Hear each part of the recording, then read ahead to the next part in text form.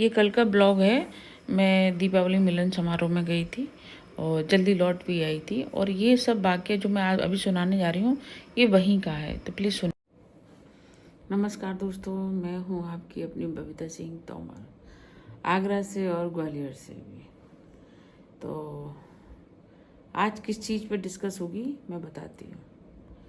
कल मैं होकर आई थी, मतलब अपनों का और पराये का जो अंदर प्रेम होता है ना, वो चीज़ मैं धीरे धीरे धीरे जब से कोरोना गया है होकर और मेरा बीमार होना शुरू हुआ था, कैंसर का, ब्रेस्ट कैंसर का, और उसके बाद मैंने धीरे धीरे धीरे धीरे सारे रिश्ते नाते देख मारे मैंने, सच में।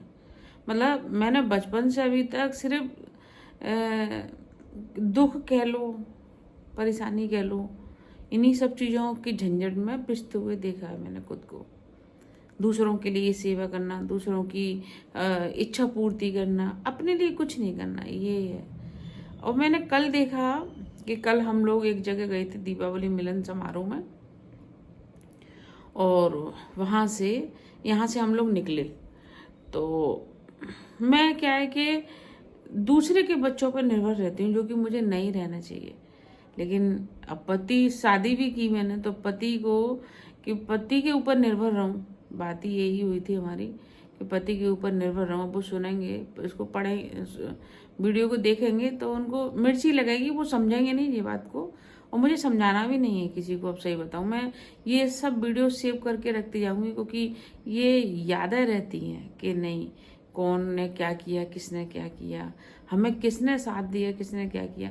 पैसे से साथ देते हैं, ऐसा नहीं है मेरे पति, लेकिन वो पैसा, कभी कभी पैसा मायने नहीं करता, पति मायने करता है। मैंने ये देखा है कि वो खड़ा रहे ना, बहुत मायने करता। किसी की हिम्मत नहीं होती दो शब्द कहने की, फिर वो चाहे बाहर का हो चाहे घर का हो, लेकिन जब पति साथ नहीं खड़ा होता ना तो सबके मुंह खुल जाते हैं। तो वही मेरी स्थिति अभी हो रही है।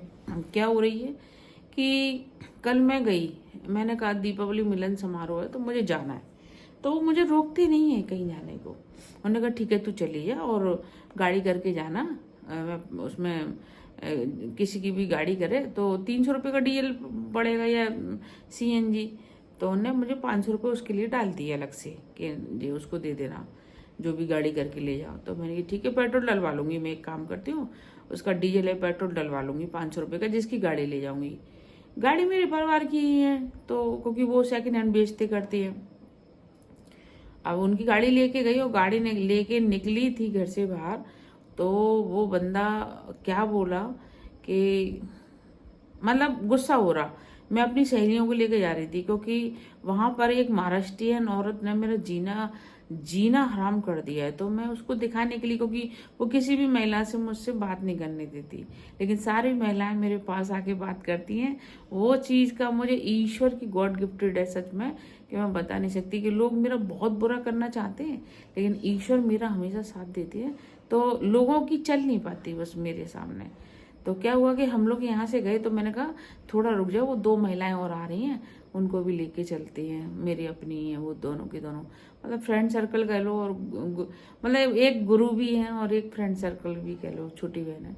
तो मैंने कहा मैंने कि उसको भी लेके चलते। वो छूटते कहता अरे तुमको पहले ही सोचना चाहिए, उनको पहले बुला के खड़ा कर। भाई वो महिलाएं, महिलाओं को बीच चौराहे पे खड़े करना मतलब क्या है कि पुरुषों की जो गिद्ध दृष्टि होती है ना, वो उन पर पड़ती है।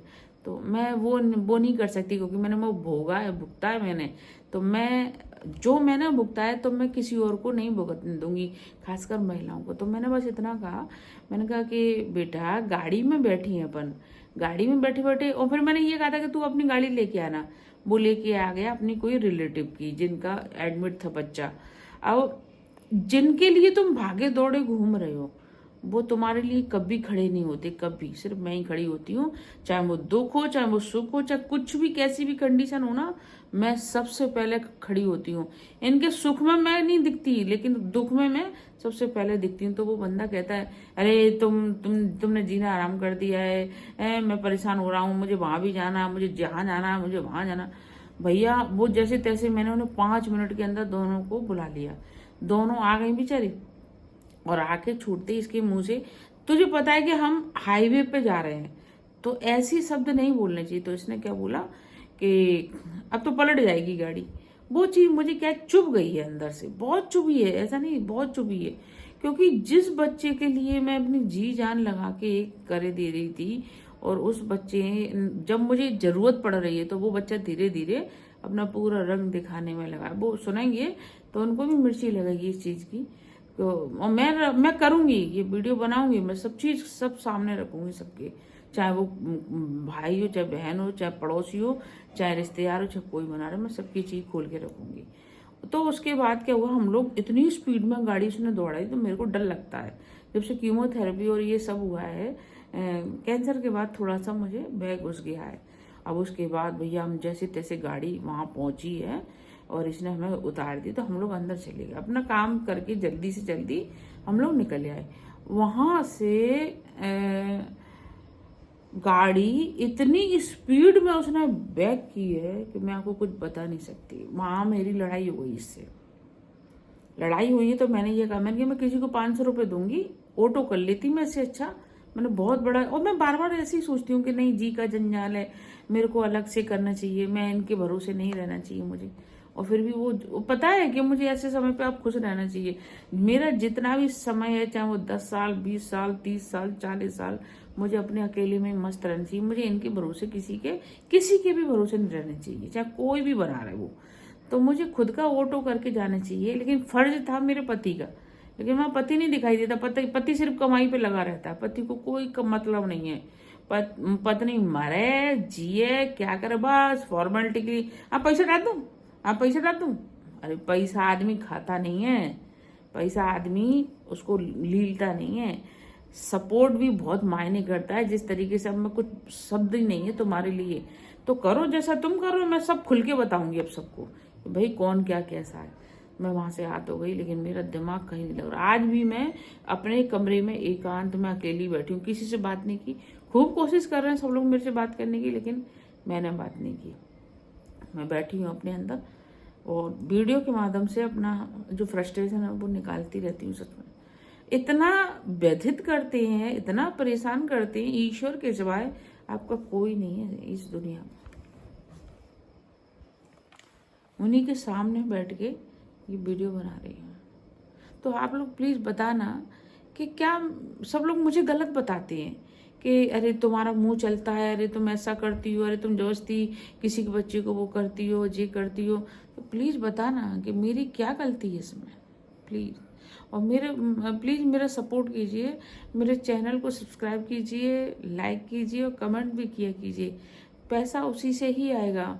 मैं किसी पर डिपेंड होकर अब जीना नहीं चाहती। मैं तो सिर्फ अकेली होके अपना तीर्थों पर जाया करूँगी।